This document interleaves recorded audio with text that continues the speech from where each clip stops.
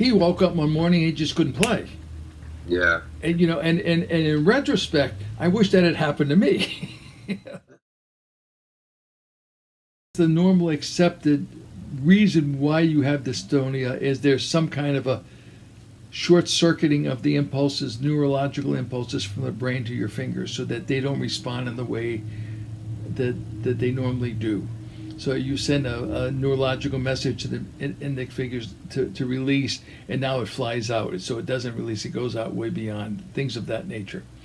If you're trained, as I was, to release the finger as the next finger plucks, then that's your point of release.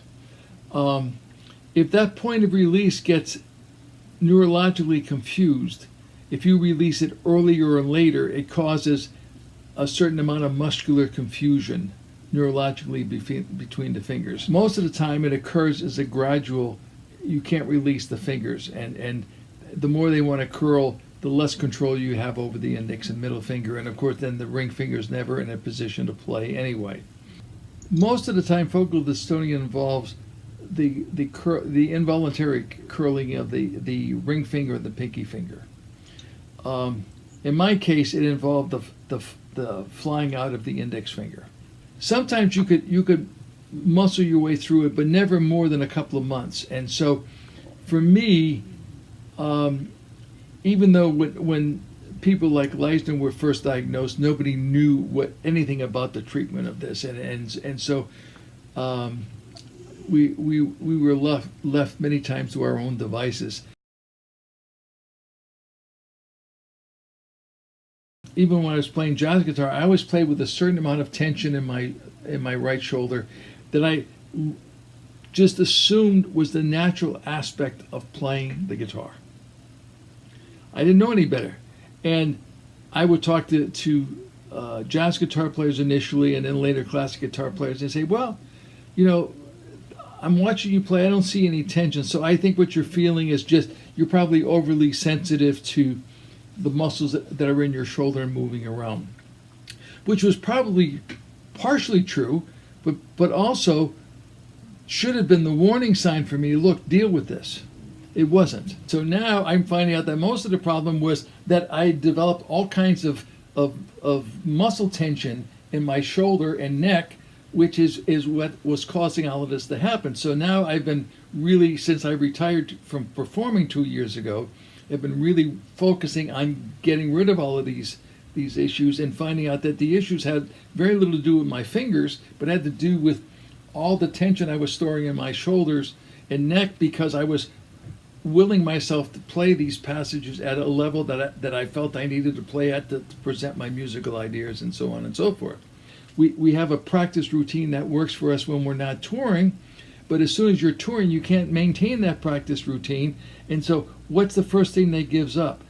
You give up your technical work, your warm-up work. Oh, this last concert, this passage here was a little shaky. This was a little shaky. Okay, let me go over and touch this. Make sure I've got this back in my fingers. Okay, and if you're doing with the duo, okay, you've done your part. Now let's make sure we can get it together. It was a little shaky.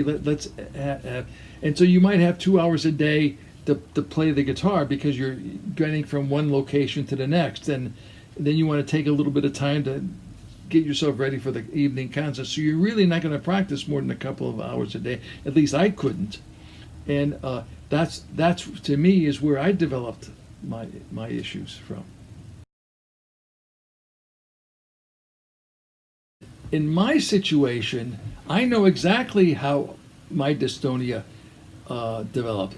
And on one hand, I was very fortunate that it didn't shut me down as it did with some of my colleagues.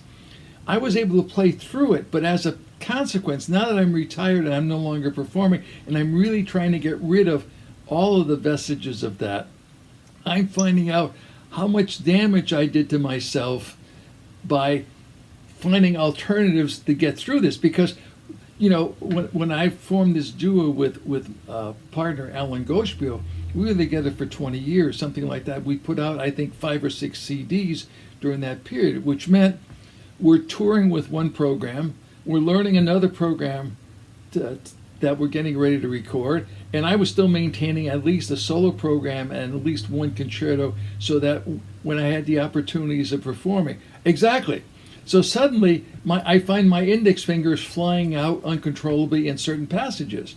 I was one of the earlier guitar players who developed dystonia. And so the only person that I had a reference to was David Leisner. But, Apostolos,